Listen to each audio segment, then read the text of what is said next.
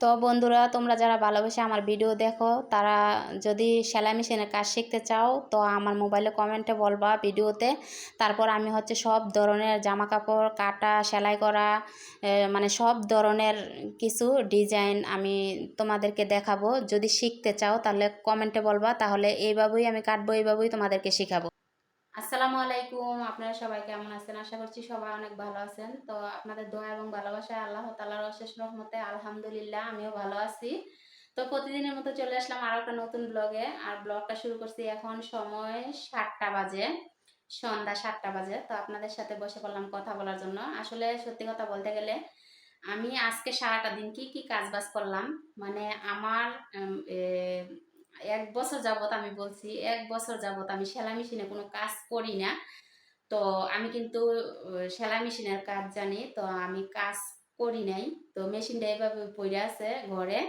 তো ভাবতেছি যে মেশিনটা নষ্ট হয়ে যাবে। তো আজকে আমি এই মেশিনের মধ্যে জামা কাপড় সেলাই করতে যাইয়া, মানে জামা সেলাই করতে যাইয়া কোন কোন ঝামেলায় পড়লাম। আর মেশিনের জিনিস কিন্তু যত আপনি চালাইবেন ব্যবহার করবেন তত ভালো থাকবো, আর যখন আপনি ব্যবহার না করবেন তখন কিন্তু মানে সমস্যা দেখা দেয়।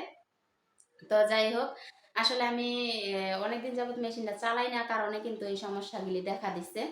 তো আজকে আমি মেশিনে যখন বসছি, তেল দিছি মেশিনের মধ্যে, ববিন ববিন কেসে এগুলো নতুন নতুন সব কিছু আমি লাগাইছি। লাগানোর পরও মানে মেশিনে এত সমস্যা দিতেছে, টেনশন খারাপ হয়।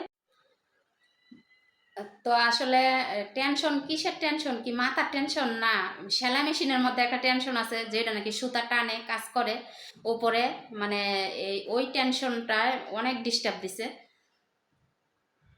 তো টেনশন খারাপ হইতেছে, সেলাই ভালো উঠতেছে না। তারপর নিডেল আজকে মেশিনের পিস পিস দৌড়াইতে দৌড়াইতে মানে আমি নিজে কাহিল হয়ে গেছি, আসলে খুবই ফাফর হয়ে গেছি, কাহিল হয়ে গেছি। পরে অনেক সমস্যার সম্মুখীন হওয়ার পর দেখি কিছুতেই আমি নিজে পারতাছি না।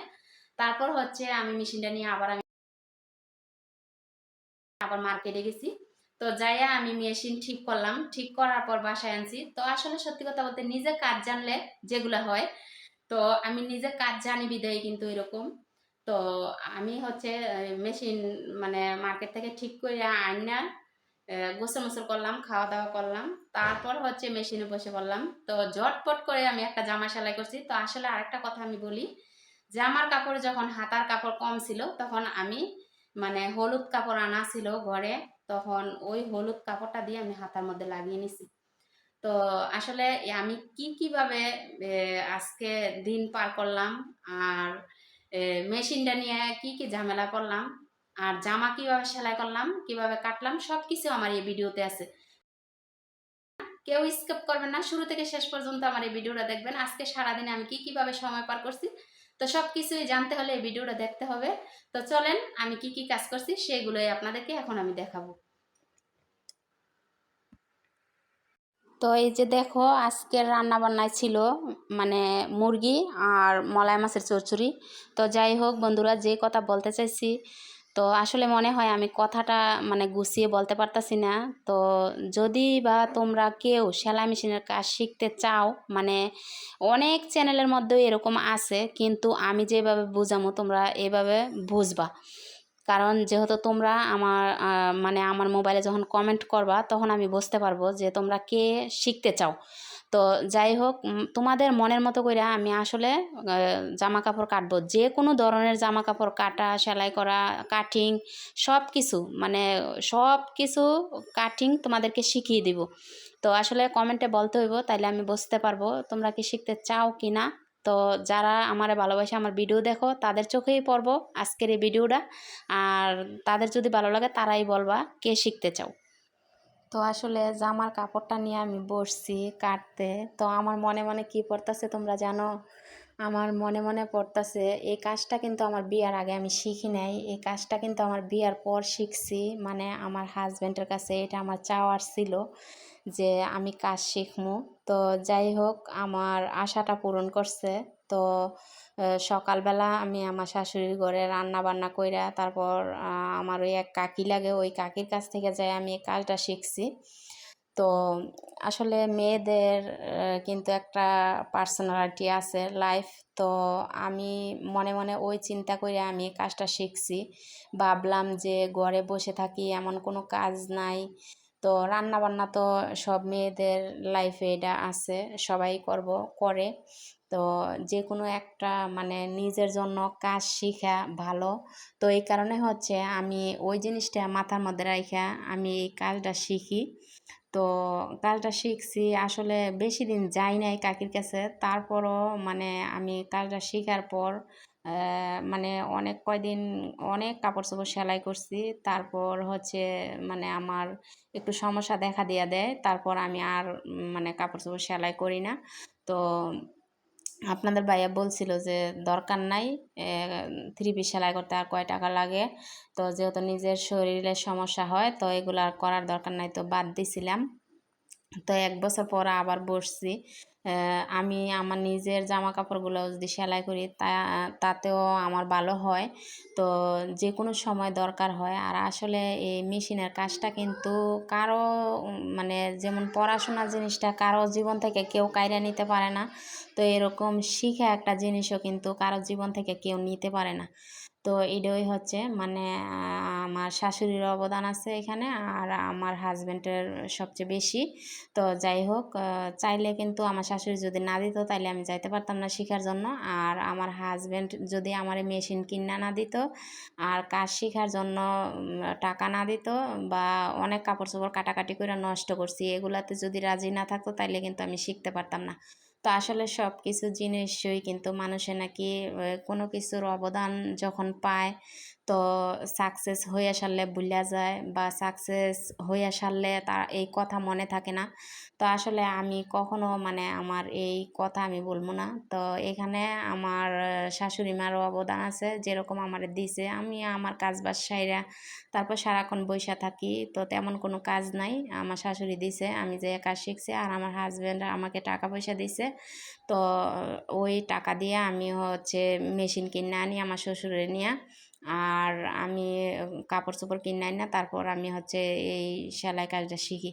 তো যাই হোক, আমি এই কাজটা শিখাতে এখন আমার ভালো হয়েছে। যেমন এখন আমি এই জামার কাপড়টা নিয়ে দিয়ে আসতাম অন্য বাড়ি, হের মন মতো করে হে সেলাই করে দিত। তো আমার বডির মাপ যোগ সব কিছু আমি নিজে জানি। তো এই কারণে হচ্ছে এখনই আমি জামাটা মানে কাটলাম, এখনই সেলাই করবো। তো আসলে আমার এই মেশিনটার মধ্যে অনেক সমস্যার দেখা দিতেছে। আমি যেমন সাকসেস হইতে পারবো না, মার্কেটে নিয়ে যাওয়া লাগবো, মানে যেখানে ঠিক করে মেশিন ওইখানে হয়তো বা নিয়ে যাইতে হইতে পারে। কারণ অনেক চেষ্টা করতেছি, কিন্তু এটা আপনারা দেখলেন উল্টাইয়া এটার মধ্যে অনেক তেল দিছি, তারপরও মেশিনটা পারাইলাম, তো ঠিক হইতেছে না। আসলে মেশিনের জিনিস এরকমই, না চালাইলে না কাজ করলে তো নষ্ট হয়ে যায়। আর আজকে আমি এই 2জন মানুষকে অনেক মিস করলাম, কারণ যেহেতু আমার এই কাজটা শিখাইছে, এই জন্য হচ্ছে এখন আমার মনে চাইলেই আমি একটা জামা কাটতে পারি, সেলাই করতে পারি, আমার মনের মতো করে ব্লাউজ সেলাই করতে পারি। তো এগুলা হচ্ছে কাজ মানে নিজের জন্য। তো এই কারণে আমি আপনাদেরকেও বলি যে আপুরা ভাইয়ারা আমার ভিডিও দেখেন, যে কোনো একটা কাজ নিজের হাতের এটা শিক্ষা রাখবেন, কারণ এই কাজটা শিক্ষা রাখলে কেউ নিতে পারে না।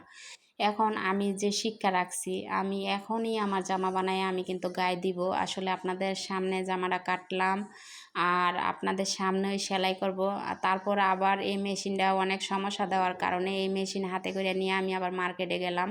তো বেশি সময় যাওয়া লাগে নাই, বাসা থেকে একটু বের হয়েছি, তারপর হচ্ছে গাড়িতে উঠলাম। তো আমি এই মেশিন নিয়ে মার্কেটে যাইয়া তারপর ঠিকঠাক করলাম। তো এমনি সব কিছু ঠিকই আছে। তারপর হচ্ছে এখানে একটা ওই মেশিনের নিডেলের জায়গায় কিন্তু দাঁত আছে, ওই জিনিসটা একটু সমস্যা দেখা দিচ্ছে। তো ওইটা অনেক চেষ্টা করার পরও কিন্তু আমি পারলাম না। তো হচ্ছে আমি বাজারে নিয়েই যাইতে হইলো।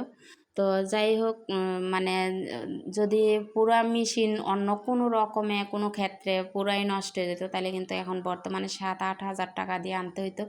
তো 500 টাকা 450 টাকার মতো আমি খরচ করছি। তো এখন কিন্তু ঠিক আছে মেশিন। তো যাই হোক, আসলে এই জন্যই আমি বলবো যে আপুরা ভাইয়ারা সবাই মানে নিজের মধ্যে নিজে যে কোনো একটা কাজ শিখে রাখলে ভালো। তো আমার লাইফে আমি এই কাজটা মানে শিক্ষা রাখছি, তো আমার জন্য অনেকটা ভালো। নিজের মন মতো করে কাপড় সেলাই করা যায়। আর তাছাড়া বাসার মধ্যেও মনে করেন নিজের বাচ্চা কাচ্চা কাপড় চোপড় নিজে সেলাই করা যায়। তো এই কারণে হচ্ছে এই কাজটা মানে আমার খুবই পছন্দ। এখন আমার মনে চাইলে এখনই আমি কাজ করব, আবার আমার মনে না চাইলে আমারটা আমি রাইখা দেবো। তো এটাই হচ্ছে বিষয়। আর আজকে আমি মানে সকালবেলা দেখলেন তো কি রান্না করছি। তো আমার ছেলের কিন্তু খুবই পছন্দ মানে মুরগি, হে সাদা মুরগি পছন্দ করে, আমি আবার সাদা মুরগি বেশি একটা পছন্দ করি না। তো মুরগি রান্না করছি আর মলাই মাছের চচ্চড়ি রান্না করছি। তো সকালবেলা খাইছিলাম কি খিচুড়ি আর মাংস। তো যাই হোক, আজকের দিনটা কীভাবে পার করতেছি, কীভাবে পার করলাম, তো সেটা আপনাদের সাথে আমি শেয়ার করলাম। আর আসলে আমি মানে কিভাবে দিন কাটাই বা কি করতেছি সেটা কিন্তু উপরওয়ালা ভালো জানে। তো আমার এমনি মন ভালো আছে, কিন্তু আমার শরীরটা বেশি একটা ভালো না। তো সবাই আমার জন্য দোয়া করেন, মানে আমার শরীরটা যাতে সুস্থ হয়ে যায়। এমনি মুখে ভালো থাকলে হয়তো বা ওপরে ওপরে ভালো থাকলে সেটা কিন্তু ভালো না, তার শরীরের ভিতরেও কোনো রোগ সমস্যা এরকম থাকতে পারে। তো এই জন্য হচ্ছে আপনাদের কাছে আমি দোয়া চাচ্ছি, সবাই আমার জন্য দোয়া করবেন, আমি যে তাড়াতাড়ি সুস্থ হই, ভালো থাকি।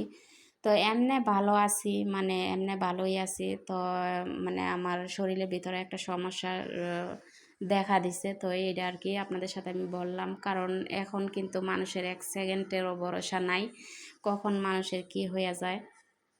তো আসলে এই যে জামাটা কিন্তু আমি আঁকাআঁকি করলাম, মানে মাপজোপ শেষ করলাম। তো মনোযোগ সহকারে যদি ভিডিওটা দেখেন, যারা কিনা না সেলাই কাজ পারে, যেমন আমি টাকা দিয়ে শিখছি, তো এমন টাকা দিয়ে শিখা লাগবে না কি বাবা, শিখা লাগবো না। তো এভাবে দেখলে কিন্তু শিখা যায়। যদি আপনারা চান বলেন কমেন্টে, তাইলে আমি প্রতিনিয়তে মানে যে কোনো একটা একটা ডিজাইন দেখাইতে পারবো। আর এই জামার কাপড়টা কিন্তু আমার সেলাই করার কোনো ধান্দাই ছিল না। তো এই কাপড়টা মানে এই জামার কাপড়টা একটু কমই আছে, এই কারণে হচ্ছে হাতা হয় নাই। তো এখন এই জায়গা যেটা আছে মানে জামাটার হাতা বানায় ফেলতে পারতাম, কিন্তু হইব না। এটা হচ্ছে মানে এটা জামার নিচে একটু লাগাইতে হইব, মানে কাপড়টা অনেক কম।